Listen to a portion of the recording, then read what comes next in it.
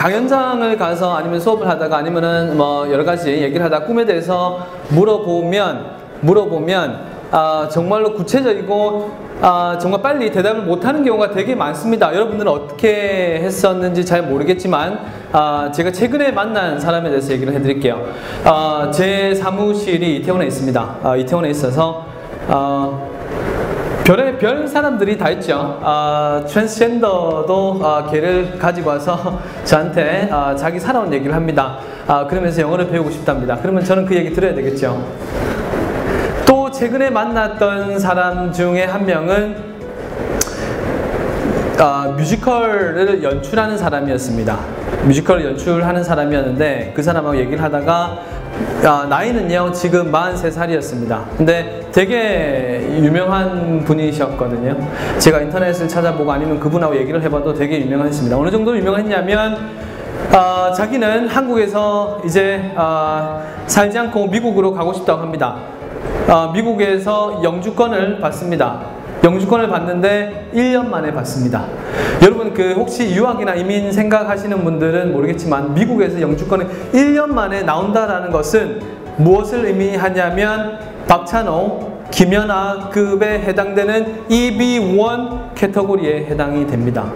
그 사람이 저한테 영어를 배우고 지금도 영어 수업을 하고 있습니다.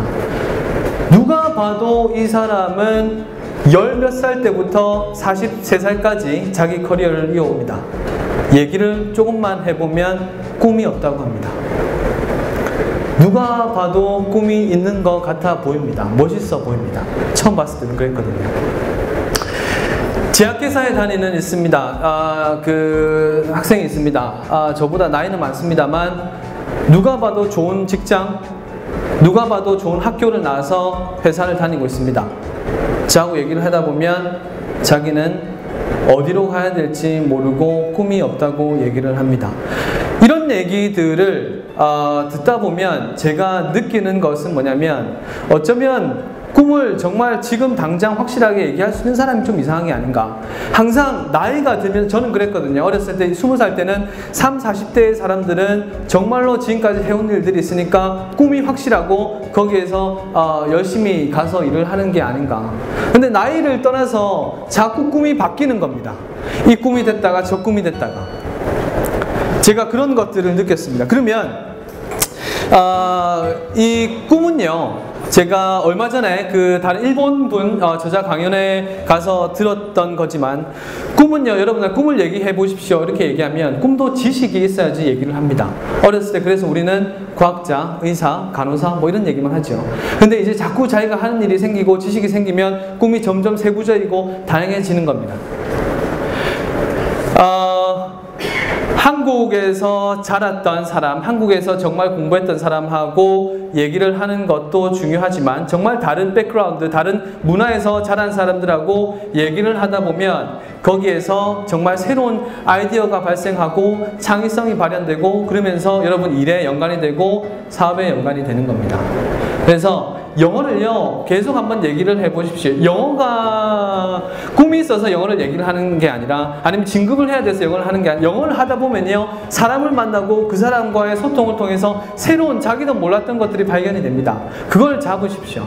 그렇게 해서 사업을 하든지 친구가 되든지 일적으로 연관이 되든지 한번 해보십시오. 꿈과 영어의 그런 연관성에 대해서 잠깐 얘기를 해드렸습니다. 그리고요 마지막으로 하나만 얘기를 해드릴게요. 그분이 얘기하신 것 중에 하나도 있고 제가 다른 강연에서 들은 것도 있지만 살아가면서 여러분들은 스텝이 있습니다. 항상 이렇게 걸어가죠. 근데 한번 스텝을 이렇게 하는 게 너무 무섭습니다. 자꾸 똑같은 스텝으로 돌아갔다 너무 무서우니까 다시 돌아오는 거죠. 항상 자기를요 어떤 틀 안에 자꾸 가두는 겁니다. 근데 저는요 제가 아까 그 아저씨 할아버지를 뵙고 되게 호텔에서 생각이 많았습니다. 제가 정말 이 기회가 없었다면 어떻게 이런 일들을 모두 겪을 수 있었을까. 혼자 사람도 만난 사람도 없고 미국에서 자꾸 호텔에 이상한 생각만 하게 되죠. 오자마자 회사를 그만두고 곤스 잉글리시를 만듭니다. 뚜렷한 계획이 없이 그냥 사무실 부동산에서 좋은 자리가 나왔다고 해서 놓치기 싫어서 일단 사무실부터 오픈합니다. 사무실을 오픈해 놓으니까 잉글리시를 하나 달고 있으니까 사람들이 한 명씩 옵니다. 여기는 뭐 하는 데입니까? 사실 학원은 아니거든요. 저희는 온라인에서 영어 컨텐츠를 만드는 회사입니다. 책도 쓰고요. 그때는 책 쓸 계획도 안 했습니다. 사람이 오니까 뭐 하는지 물어보니까 뭔가 있어 보이는, 우리는 책도 씁니다. 인터넷도 만들죠. 그때부터 만들기 시작했습니다. 그런 목표를 가지고 제가 이런 걸 다 계획한 건 아닙니다. 사무실을 그냥 한번 열어봤습니다. 사람들이 신기합니다. 옵니다. 이제 책임감이 생기죠. 책을 쓰기 시작합니다. 출판사가 없죠. 연락을 합니다. 만나봅니다. 책 써주십시오. 어떤 주제로 책을 쓸 겁니까? 생각이 또 짧았던 겁니다. 계속 부딪힙니다. 안 내줍니다, 책을. 그러면서 영상을 촬영을 합니다. 뭔가 보여줄 게 있어야 되니까 웹사이트를 만듭니다. 이태원 길거리에 나가서 사람들한테 물어봅니다. 왜 영어 말하는 게 힘듭니까? 저는 편한데요. 깜빡했습니다. 이태원이었습니다. 그죠? 정말 영어 잘하는 사람들이 많았습니다. 그러면서 영상을 하나씩 제작을 합니다. 보여줄 게 있어야 되니까 출판사하고 계약을 맺습니다. 지금 저자 강연회 장에 왔습니다. 영어 얘기하다 보니까 꿈이 생기고 제가 내년에 그리고 앞으로의 계획은 일본에서 영어 강의를 하고 싶습니다.